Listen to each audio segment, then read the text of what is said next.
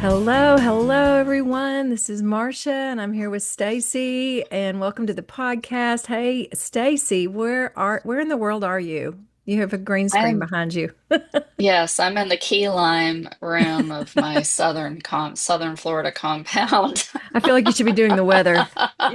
It's like, Yeah, exactly. The green screen. Yeah, now I'm down visiting Dave down in South Florida, and it is hot. It's hot don't everywhere. don't even start. It has been the feels like has been over 100 here with high humidity for days and Man, days, and there's no end in sight. And I just posted a meme or a little thing on there. I noticed 8 more Mondays till fall. So I'm we need to count and down. I am on an official countdown. And a friend of mine he and I both love to decorate our houses for fall. Because I mean, if you decorate, I feel like that it's okay to start decorating September 1st for fall. I don't do it before then, but usually right around the 1st. Then you can Yeah. leave up your fall decorations September, October, November. hmm Like your Christmas decorations are up and down before you know it. hmm But he sent me a little picture in text this morning. He had walked into Hobby Lobby and it's just covered in fall. There's, fall stuff everywhere. And he said, I walked in and my heart rate just immediately got slower and I got calmer.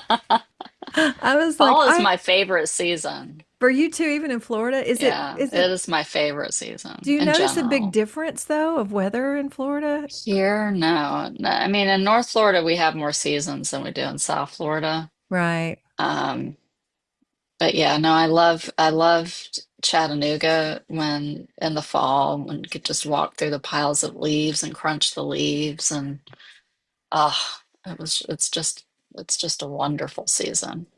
Same. And here I am in Florida. I've been in I Florida like know. You're gonna miss it basically all. forever. I Buddy, can you hear my dogs? No, Sorry, good. no. They're going crazy. Um, the Tennessee's falls are beautiful. That's one thing hmm I do love about Tennessee, so I'm excited about that. Um, and speaking of fall and seasons, we're coming here towards the end of summer, and Stacy and I are going to take a little break from the podcast. Not long. We're going to take the month of August off because it's too damn hot to do a podcast. No one No, needs any more hot air in the air. We've yeah, got enough. exactly. We'll keep our mouths shut. No, we decided to take a little break. We both have kind of busy Augusts, and everyone needs a break now and then anyway. So we will be back in September, though. So y'all don't forget about us. And if you have a chance, go back and listen to some of our other episodes if you're missing Yeah. us, if you've missed anything, because we've got some really great episodes out there that last week's was Fire with Amy Hawk. hmm Uh, I've been getting a lot of great feedback on that episode and the Judas Effect. And her Yes. book is great too. And but we've had some really great all kinds of things. The thing I love about this podcast and even today's episode, which we'll get into in a minute, is completely different from anything we've Yeah. done Yeah. this Yeah. Yeah. If you're season. just tuning in now and you're looking for back episodes, just remember that Marsha and I have a whole lot of other episodes under the podcast God and My That's Girlfriends. true. If you haven't listened to the Mhm. God of My Girlfriend's podcast, which is on hiatus right now, we may go back and do another season of that at some point, but there's some great stuff on there too. So y'all check out Mhm. the God of My Girlfriend's podcast. But yeah, we're going to take a little break. I'm actually leaving Thursday for a 2 week tour. I'm hopping on a bus. I'm sort of semi-retired from that, but I am going to go out.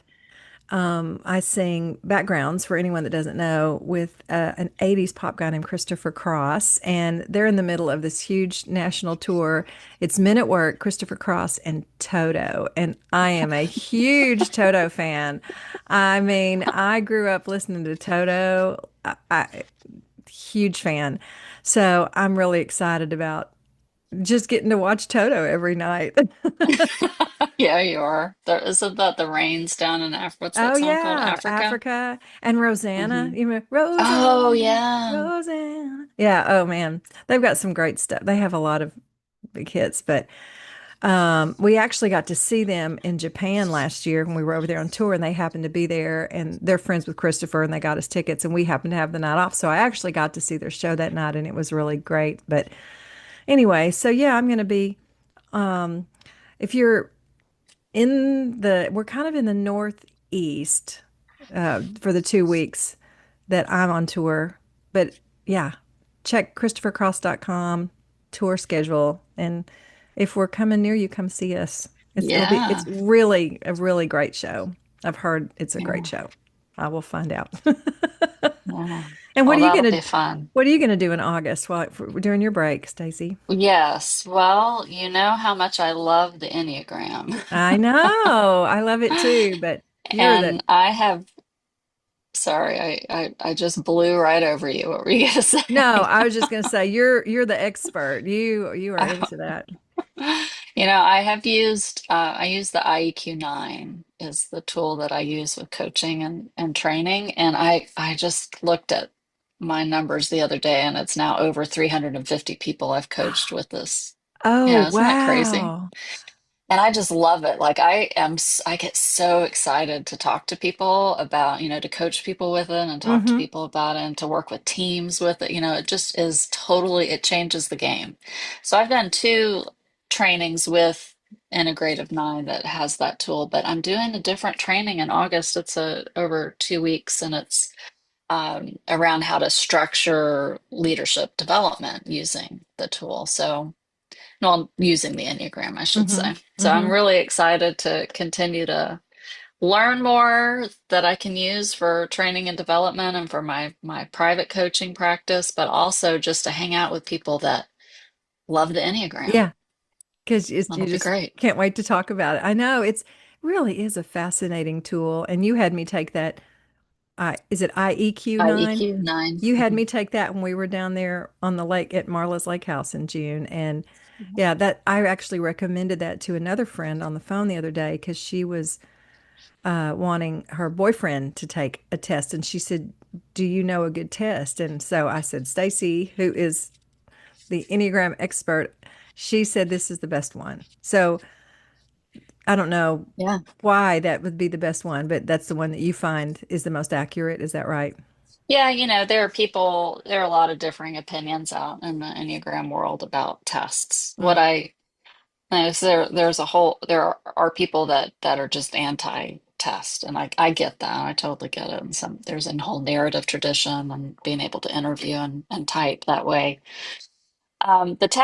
This test is adaptive in that it asks questions to really kind of help pinpoint patterns. And Mm-hmm. all I can say is, whether I'm working in a corporate setting or with my trauma-informed coaching or just, regular private coaching. I have yet to coach someone who doesn't resonate with that report. Yeah. And it's a good starting point, it's a Yeah. great starting point. Not everything resonates, we're very unique, Mm-hmm. but it just brings a lot of self-awareness and insight. And a lot of us, and we'll talk to, Rosie in our podcast today, and part of what she does with helping women, coaching them through their career transitions and their career development, it's figuring out who you are and what you're motivated by, what you want to do. And so I think the Enneagram is a great tool for that. And as we transition through all kinds of life changes, figuring out who we are, what's next. Yeah. Oh, it's helped me so much. It's helped me understand, you know, why I do things I do. And it's really helped my husband and I because once we both understood our numbers, it helped us both not take things personally, when Hmm. we don't see eye to eye on something, or I can say, oh, he's processing it as a one would process it, and I'm processing it as a nine. And I've talked to a lot of other people that have said just on a personal level, it's helped in relationships a lot. I wish I'd have known what my kids' Mm. numbers were. I Yeah. think it would really help a parent to know how to help, Hmm. you know, with that. So yeah, I love the Enneagram. I took a seminar one day, and I'm really bad at seminar. Like I tend to get bored and anxious and kind of itchy and like, I don't like sitting in these things. I was fascinated the whole day. I was just in it and just listening about everybody else's numbers, not even just my own, but just Hmm. I could imagine, oh, that sounds like so and so. That Hmm. makes so much sense. So Yeah. if you guys are listening and you want some Enneagram coaching or any, Stacy does all kinds of coaching, but a lot of trauma informed coaching, I guess, is what your main thing is. But Hmm. Enneagram coaching, y'all should, if y'all are into it, contact Stacy. Yeah, definitely. Yeah, she's Definitely. fun. She's helped me a lot. So you're going to be Enneagramming, and I'm going to be touring, and we're both going to be sweating. Yeah, basically, that is the quick synopsis. That's our Yes. August. Our August. Mm. Yeah, I'll miss doing this though, and I'll miss seeing you. We're gonna have to make sure we talk because we have Yes. built in, times together because we do this, but we'll make sure we check in. Hmm. And so Hmm. today we have Yeah. our last guest before our break, and this is really different. And I'm excited because I was actually just editing our interview with Rosie, and I love her passion about what she does. I was re-listening to Uh-huh. our interview with her, and she really, really is passionate about helping women in career transitions and helping them overcome a lot of things in the business world that hold them back. Hmm. And so even if you're not in the business world, I was saying, as a singer-songwriter, I don't do a lot of that's sort of not in my world, but I was fascinated listening to what she was saying just about how women have to approach career transitions and asking for salaries and everything else for a little bit differently than men. So if you're a woman and I mean, she even goes over stuff like, how do you know that you might not be in the right job and there might be a better fit for you out there? And that maybe Mm. it's time to get out of your comfort zone and think of something that's a better fit for you. She goes over a lot of really great things. So Yep. we're really excited to have Rosie today. And Yeah. Stacy, why don't you tell everybody a little bit about Rosie Zilinskas? Sure. Rosie Zilinskas is a certified high performance coach, a Kolbe Certified Consultant, and a former executive vice president with over 3 decades of corporate leadership experience in the insurance industry. She is the founder of No Woman Left Behind, and she helps high performing mid career women rise into the leadership roles they deserve without waiting to be chosen. Through her Promotion Readiness Roadmap, her free Promotion Readiness Quiz, and her top rated podcast, Rosie provides not just advice, but a proven pathway to career transformation. I love it. All right, everybody. Well, stick around. And right after a short break, you will hear our interview with Rosie Zilinskas. Hi, welcome to the Fresh Start podcast. This is Stacy, and I'm joined here with Marcia, our Hello, hello.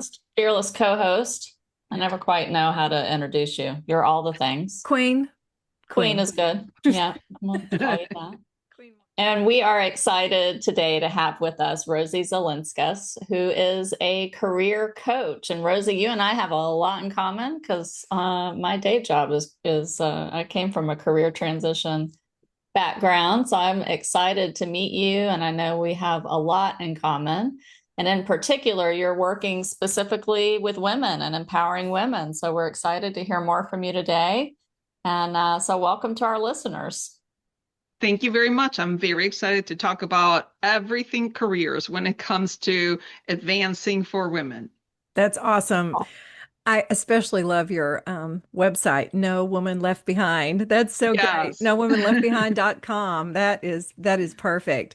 So, just for our listeners, we already read your bios. They know a little bit about you, but can you just tell everyone, introduce yourself, tell us where you live, what's your family like, just, where put yourself in space and time for our listeners a little bit. Sure, absolutely. So again, I'm Rosie Zilinskas. I am in the Chicagoland area. For those people that aren't familiar, there's Chicago, and then there's all the Chicago hundreds of land. suburbs around Chicago. So I'm in Chicagoland, southwest suburb, Orland Park. It's about 30 miles outside of the city. I'm married. I have two children. My daughter's 24, my son is 26, and I'm very happy. They're out of the house. They're living their own lives, independent. So Here, my here. husband, yeah, my husband and I just came back from a 2 week trip. We did 1 week in Spain, 1 week in Portugal. We drove around, and it was so nice because we didn't have to worry about anybody. It was just the two of us. I have been in the corporate space for 32 years. I retired from the corporate space just about 2 years, is coming up September. And my entire career, I worked for two companies, but I had multiple jobs in each company, and all of it was in property and casualty insurance. I uh, One of like kind of my story is that I was not advocating for myself. And then once I did, then things started happening. We can talk more about that. But I noticed once I was in the leadership role, I noticed that women were really not advocating for themselves, which is why I do the work that I do. And I started volunteering at first. I was like, oh, my kids at the time, they were like 15 and 17.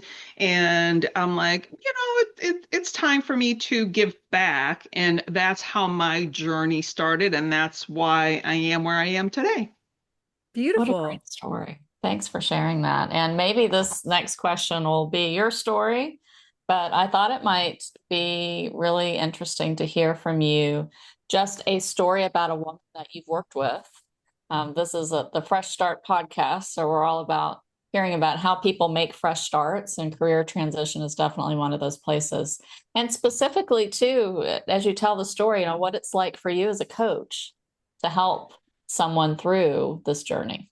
Absolutely. So I do two primary private coaching programs, and I actually just finished each of those programs with two amazing women.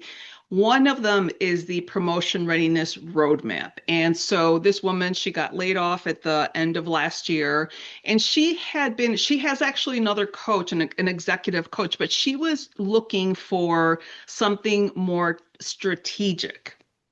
And one of my friends referred her. And when I presented to her, listen, this is a roadmap. This is very tactical. So it's anything from, we look at your career goals. Where are you going? What do you want to do? Your aspirations. We start doing the entire assessment of, yes, the resume and the LinkedIn, but more than anything, what language are you using? How are you presenting yourself? How are you able to showcase to somebody that you can help them solve their problems? Because in an interview, we're so worried about ourselves, but really we should be listening to how we can help the hiring manager solve their problems. And that's where those little nuggets come in. Mm. Then we go through getting advice, like, trying to get feedback. And I always say feedback is fuel, because that really points you in the right direction of where you want to work in your career. And then the last piece is advertising the fact that you're interested in moving into another leadership position. We just completed that program, and this woman was like, that is exactly what I needed, because she said the job search is so overwhelming, and everybody only speaks about the resume and the interviewing, but they don't know all the pieces that go into the actual interviewing. And one of the key tasks that we do is creating a story vault. And the story vault is all of your accomplishments, like your 10 big accomplishments over your career that you really want to showcase. And we put it into a problem, action, solution, and then we convert it into a story. And it's like, and every time you have an interview or a networking event, you go into your story vault, you kind of refresh your memory on the things that you need to talk about, and that's what you bring to the table. So I know that's a long-winded explanation for the one program, so you let me know if you want me to go into the next one. Yeah, sure. And also just I'm interested in your experience because you help people make fresh starts all the time. So how does that feel for you? Yeah, so for me, it is such a fulfilling day when I actually have my coaching sessions and I get to help women. And it's so interesting because I'm sure you have both seen this, where a woman comes to you and they're like, I need to find a job, but really it's how do I find that confidence to showcase myself in the best light? And that's what they're really looking for, help with confidence. So to me, helping women advance in their careers and getting that job, it's incredible. The other young lady, she did the high performance coaching. Also, it's a private coaching. That's we meet 12 weeks and we start peeling back the onion of how their limiting beliefs are holding them back. And it's so interesting. And limiting beliefs are just those thoughts and ideas that you believe about yourself that are not necessarily true. And then once you actually start, talking about it from a different perspective, just a tiny example. This one client of mine, she's like, oh, it's just my little job. I'm like, oh, whoa, hold up. Let's talk about why did you say little? And she's like, what do you mean? I said, you said my little job. She's like, did I? And I'm like, sometimes we don't even know that we're using language that our brain, when you say my little job, your brain automatically discounts that this is your work, this is your craft, and it means something, it matters. So she actually got a job shortly after we ended. She got laid off again. And then from there, she got another job. She didn't really like it. She started looking and now she found her dream job. She's so happy with her job. And she said, without the coaching that we did together, she wouldn't have felt confident going to networking events, talking about herself. Her story vault is solid. So we did all of those things, and she's super happy with her job now, which in turn makes me happy. That's awesome. You're doing great work. Thank you. So how would someone know that if they're out there working and maybe they feel like uh, they're wondering if their job is right for them or whatever, how would someone know it's time for like a fresh start in their career? I think that has to do with a lot of reflection work. More than anything is the process that I bring them through is we talk about your aspirations, your big why. What is it that lights you up? When you're doing your job today, what task specifically are you doing that you just get lost in and you're like so excited to work on that one thing that your hours just go by really quickly? And that also translates into your upbringing time, whether it's high school, college, or prior jobs. I actually was talking to a young woman and she's actually in learning and development right now. And I said, all right, well, what's your next step? What are you excited about in this learning and development? And she's like, I'm not. I'm like, you're not? Like, that was news to me. And I said, well, what are you excited about? And she's like, I did a research job like 10 years ago.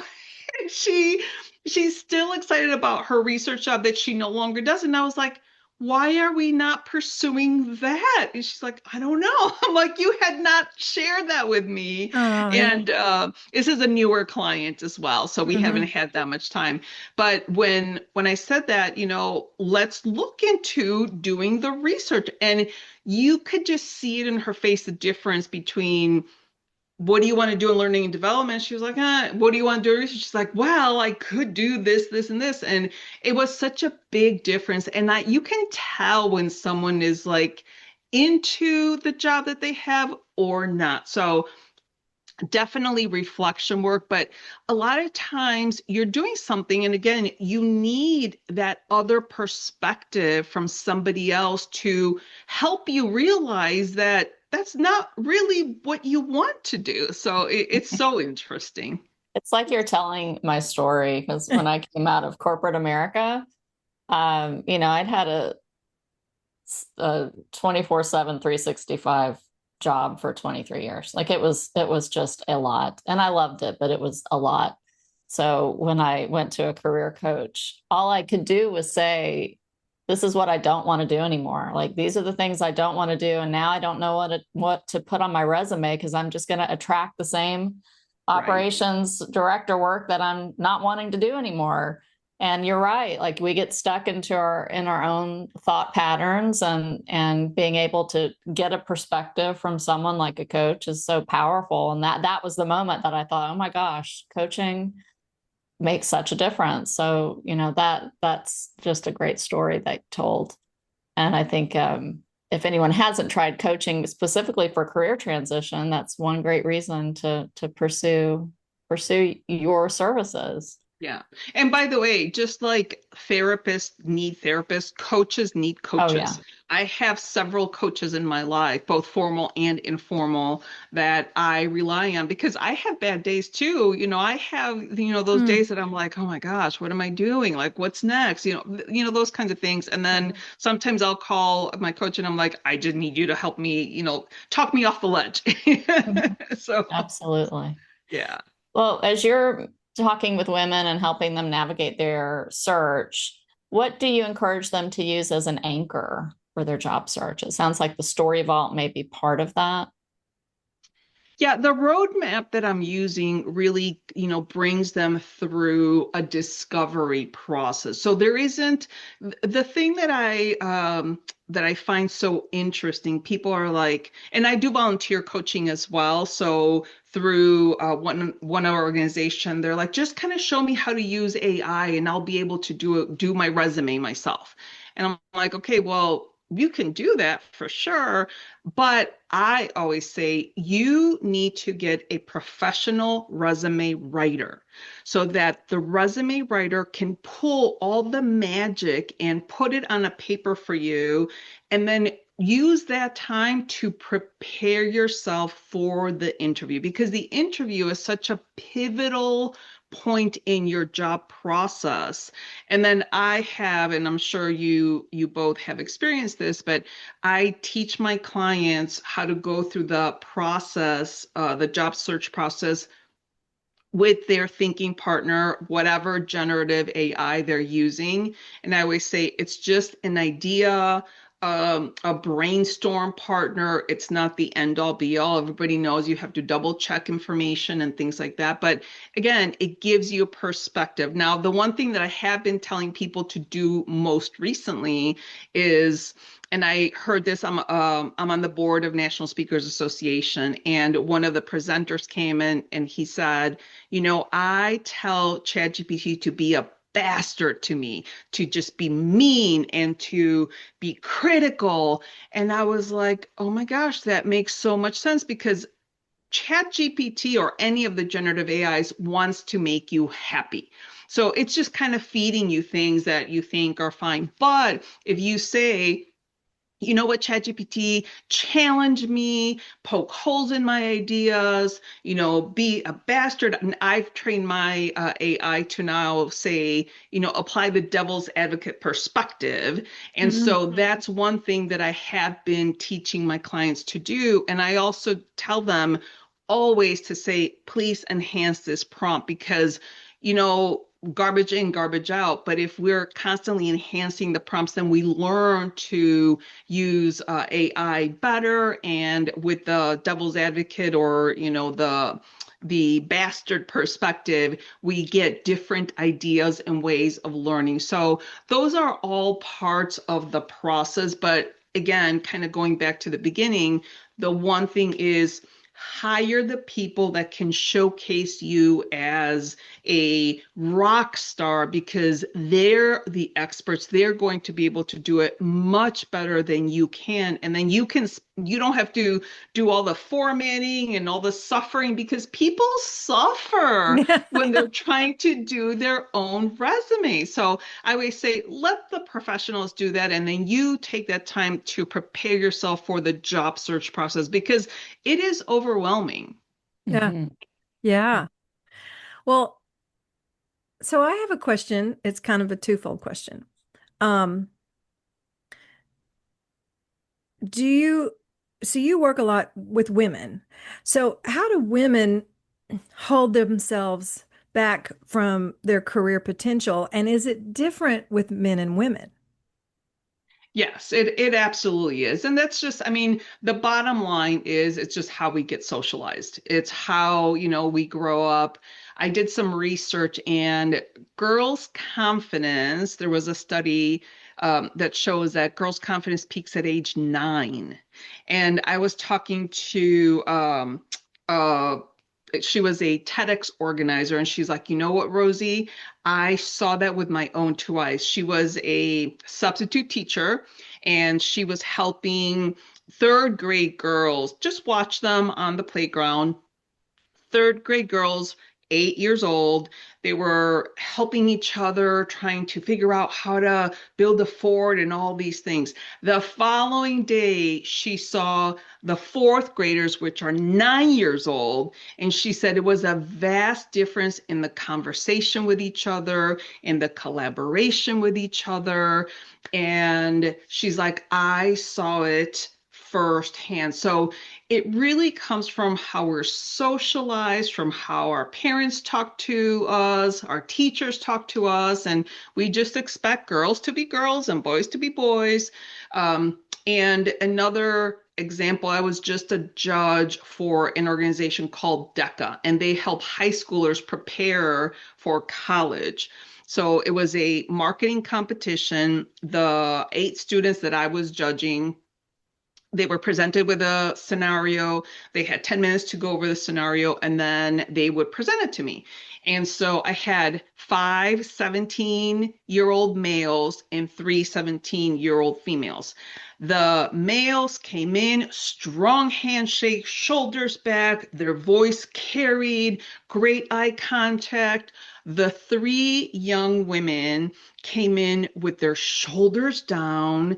Their handshake was, like the dead fish, Oh, their Oh, no. eyes, they could like barely look at me. One of them, I felt so bad for her because she could not articulate one complete sentence because she was so nervous. mm. And of course, my job is to advocate women. And I left that day and I was so depressed and so dejected because I was like, oh my goodness, these are 17-year-old women and they have no confidence. So I actually reached out to the organization and I was like, I would be happy to do like some kind of course or, free training for these young women so that it's just lack of awareness because you don't know what you don't know. And another research that I did, women generally pick up on how to be more confident in their mid to late 20s when they're working and trying to figure out how do I get a promotion. That's when they pick back up working on their confidence. So there's such a vast gap there, and it shows all over, whenever you're working on career advancement. It almost sounds like those young girls, because of culture, brainwashing or whatever, the way they come in, it's almost like they think they don't deserve to be there, or like Right. they're not, this isn't really our element, so we're not sure to how to approach it. And the men are like, this is what we're supposed to do. Right. Yeah. And it's, if we've been talking about this for hundreds and hundreds and hundreds of years, and Mhm. it's the same conversation, but we have to keep having these conversations so that one of my things is my vision for the world is to eradicate the gender parity, between men and women. And it might take a few generations, but by gosh darn it, I think we'll get there. And Marcia, did you have a second part to your question, or did we cover the second part? Um, well, yeah, I was asking about the difference, and then I guess I asked how do women specifically hold themselves back from career potential, but I guess it's just in that confidence, is what you were saying. Yeah, Yes. interesting. Yes, it Okay. actually comes down to lack of confidence for sure. In the story vault process, do you find that that helps build confidence for the women you're coaching, and how? Absolutely, absolutely. So everything that we do helps build confidence, but the story vault is key because they have their bank of stories that they can pull from. And then a lot of times they're like, well, Rosie, what do I do if I don't know the answer to something? I'm like, oh, that is super easy. You say, you know what? I'm not quite sure about that, but I can tell you about this. And then you pull one of your stories from your story vault and you're still answering the question. And then you address, if you remember, which generally you remember that one question that you didn't know the answer to, then you can address it in the thank you note. And you just say, you know what, I remember that you asked me about this. I thought about it more, and then this is the answer. So there's always, a way to close the loop on that. Very cool. Yeah. And I wonder too, what's your perspective on cover letters? As a matter of fact, that is so funny that you asked me because I was on I'm part of an enterprise, and we do a lot of resumes. We're resume coaches and career coaches and stuff. And the head of this organization was like, resume letters are still very relevant. And a lot of people are like, oh, cover letters are not a big deal, don't worry about it. But she's like, no, this is exactly where you want to make yourself stand out. This is exactly where you want to say why you're excited and why you're the best candidate. And she's a big results oriented individual. So this is where you can highlight, one of your like biggest accomplishments that you may not have been able to highlight as much as you wanted to on the resume. So she was absolutely adamant that cover letters are still a main staple of the process. I get that question a lot too. But what really? Wow. Well, as a singer-songwriter, I haven't had to go through much of this, so this is fascinating. I just have to sing myself into interviews. I think I I was reading some of your work, and you were talking about how there is still such a big gender pay gap. There's still so many issues in that world between men and women becoming equal. And I think probably when you're going in and trying to like negotiate your pay, trying to ask for the same that a man gets or negotiating a position. I mean, how do you teach women to be better negotiators, and what are some quick tips for someone out there? Yeah, I actually just went through this process with my client that we finished this roadmap coaching. And she said, Rosie, when we were kind of talking about negotiation, she's like, I didn't really think I would use it that much. And then she said, I had an interview and I was able to use that information that you gave me immediately. And Mm, so one of the things that, first of all, we have pay history bands. So that's the number one thing that I want everybody to understand, that now we have pretty much every state has a pay history band. So employers should no longer be asking you how much you made at your old job because it's irrelevant to what you're going to be doing at your new position. So that's the first thing. The second thing is that we have about 14, 15 different states that have the pay history transparency laws. So if you're not aware, just research it for your state. But I know in Illinois, we just got the pay transparency laws in January of this year. So that means that if a corporation is listing a job, they are required to list the pay range for the job. So the tip that I have, and this comes from a woman that I interviewed for my own podcast, and she was instrumental in writing policy over the last decade about the pay transparency laws. And she said, let's just use an example, if you are looking at a job that is between the salary range is between $100,000 and $200,000. And this is how corporations are kind of getting away from really showcasing where they're going to be, where the salary is really going to be at. But she said, if you are between $100 and $2,000, and that's the range, you should be asking for the 75th percentile. So it's $175,000. That's where you should be at, because that's where all the white males in the corporations are getting that salary. So that's a huge tip that I have. And when I was talking to my client about it, she was like, oh my gosh, Rosie, that is gold.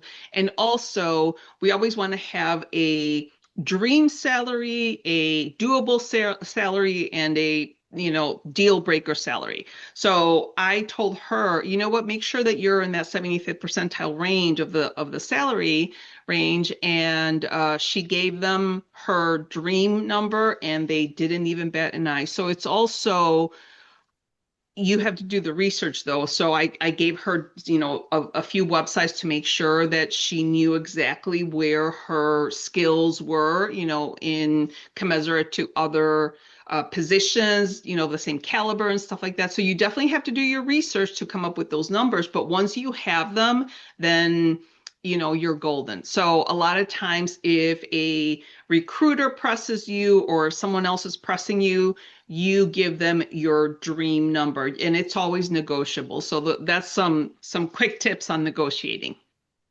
That That's Rosie. awesome. Yeah, don't be afraid to ask for what you're worth.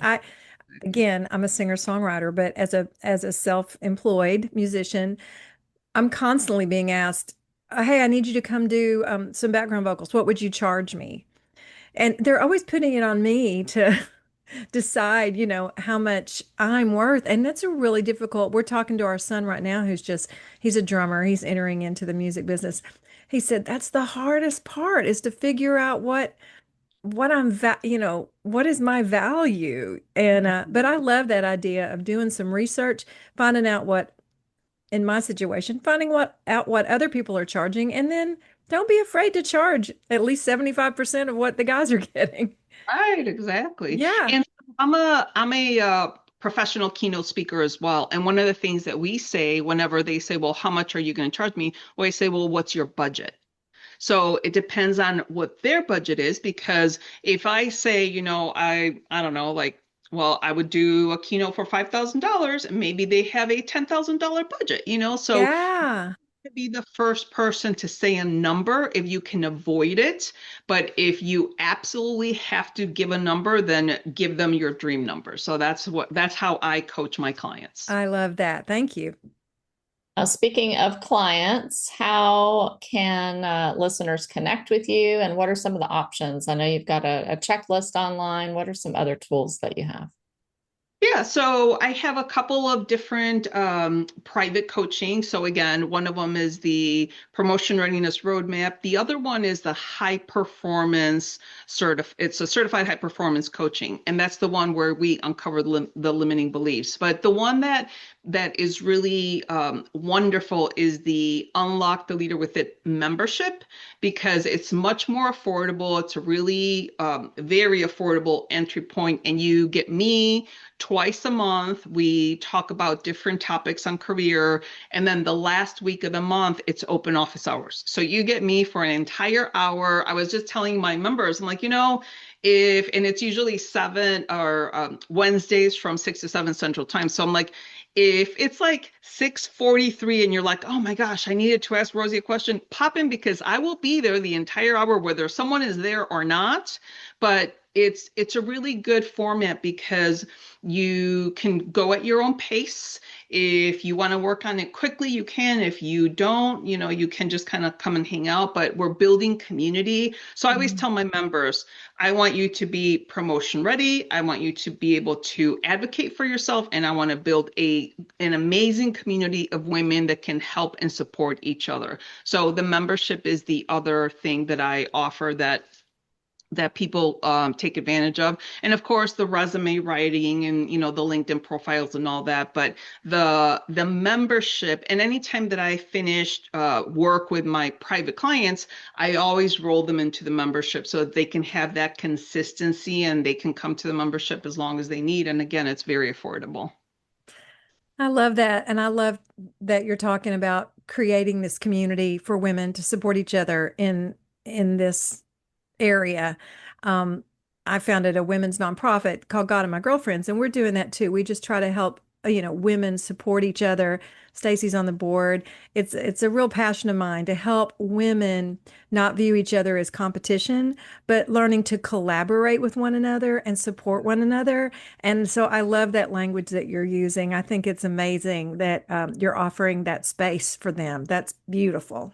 Yeah, thank you. And it's interesting because in the speaking community, it's always collaboration over competition. I will give you whatever, tools and templates or whatever that you need because there is more than enough business for everybody. And it's the same thing here. So I'm glad you mentioned that for That's sure. awesome. So, are you familiar with the Enneagram? I am, yes. Do you know what your number is? My number is a 6. A six. Oh, nice. Yeah. Okay. Well, Casey, who are you? We talked about not Getting our answering names wrong. name and you're just doing it. So I there you know. Sorry. go. Good for you. Stacy is an Enneagram coach. Not only is she Uh, a life coach, but she's certified Enneagram coach. And we always like to end our episodes with some Enneagram prompts for people in all the thinking, feeling, and action areas. So what have you got for us today, Stacy? Yes, yes. And I just want to say, although I'm an 8, I'm not at all going to attack or be in any way, upset with you for not knowing my name after, 10 almost years. 10 years. Gosh, that's funny. Yeah, so there's a lot of ways that we can use the Enneagram in career transition. And so I have just some ideas. So this is how I'm structuring the prompts or some questions. So from the thinking center, which is our intellectual exploration, how does your thinking center support your career search process? How will you research possible roles? Who do you know? Mentors, coaches, and trusted others who can help you clarify your choices and ideas. How does your core motivation, so your core type, influence your search process? And from the feeling center, how does your emotional center support your career search? What emotions come up for you as you consider your search and also the role you would like to pursue? What values are important for you to consider? And how will you know the new organization or role feels right to you? And finally, the action or application. How does your action center support your career search? Are you moving at too fast of a pace? Are you stuck or not moving fast enough? How do you tune into your intuition as an anchor for your search? And what is one practical step you can take today to move closer to your desired career change? Those are good. Those are really good, especially the emotional ones. Of course, all of them are great, but the emotional, I think a lot of times our emotions and fear just halt our progress. And so the emotional questions are very powerful. Yeah, I love that. Well, we're going to definitely link in the show notes your website, your LinkedIn, your career readiness checklist so everyone can check on that. So yeah, if you're out there, no matter what you do, I think I'm learning that we don't have to do everything. Like sometimes when I was starting my nonprofit, I was trying to design my own website. I was just trying to do everything. And finally one day I realized, you know what? There are experts at this that can do it in a fraction of the time that I'm spending here hours trying to figure out how to do when I can be doing what I'm better at, what I'm good at, and just learn how. So I love what you're talking about. Like get a resume writer that can do it for you well. You don't have to spend hours and suffer through all of that. And so yeah, you've given us so much to think about today. And whether or not you're in like business career or even me, I've really enjoyed this conversation. So thank you so much for coming on and being with us today. Well, thank you very much. It was very lovely. It's lovely to meet both of you. And Marcia, by the way, how did you get the podcast started being in music? Just curious. Well, it's funny. So I had a podcast earlier. It's called the God and My Girlfriends podcast, and Stacy and I co-hosted that, and it talks about women's relationships with one another, trying to help break down the walls of society that tell us to compete with one another, and then also, help women whatever their spiritual beliefs are, just help them connect with God and with each other and with themselves, learn how to trust themselves and learn how to put themselves first. So that's a lot what we talk about on that podcast. And then we started this fresh, we took a hiatus from that. We've started this one. But to answer specifically your question, in 2020, when the world shut down, my husband and I had to learn how to record at home because all of the studios here in Nashville that you would normally go to, we couldn't go record. So people just started sending files to each other. You have a studio at your house. I have that little, I had to learn how to record myself at home with the right operating system and the right microphone and the whole process. And I'm 63, so I was, late 50s. I did not want to do it. I went into this new season kicking and screaming, I'm too old to learn something new. But I did. I'm so proud of myself. And in the process of learning how to do this, I got the idea. I fell in love with podcasts and I was like, hey, I know how to edit. I know how to do all this. Let's start a podcast. And so it's funny how I think life sometimes gives us these little bricks, these little stepping stones that take us, you don't realize what that skill is really for in the long run, but it's a skill that ends up taking you where you need to be. So that's how we got here. That's awesome. Well, thank you for answering my question. That's lovely. Yeah. And thanks again. Thanks so much. We really enjoyed this conversation and we hope everyone will go check out her website, No Woman Left Behind. If you need some coaching, check out Rosie. And if there's anything we can do for you in the future, just let us know. Stay in touch. All right, everyone. Oh, sorry. I was just going to say, this is Casey signing off. Okay. Oh my goodness. So yeah, Marcia and Casey will be back next in a couple of weeks. Thanks everyone for listening to the Fresh Start podcast. We'll see you soon. This episode has been brought to you by God and My Girlfriends Ministries. If you're looking for a faith-based community where everyone is accepted, all beliefs are welcome, and no judgment, check out godandmygirlfriendsministries.org, where you can find more information about our book clubs, both online and in person, upcoming retreats, and all the events in your area. You can also find out about one of our favorite things that we do, our Single Moms Christmas Blessing Ministry. So go check out godandmygirlfriendsministries.org. We would love to have you a part of our community.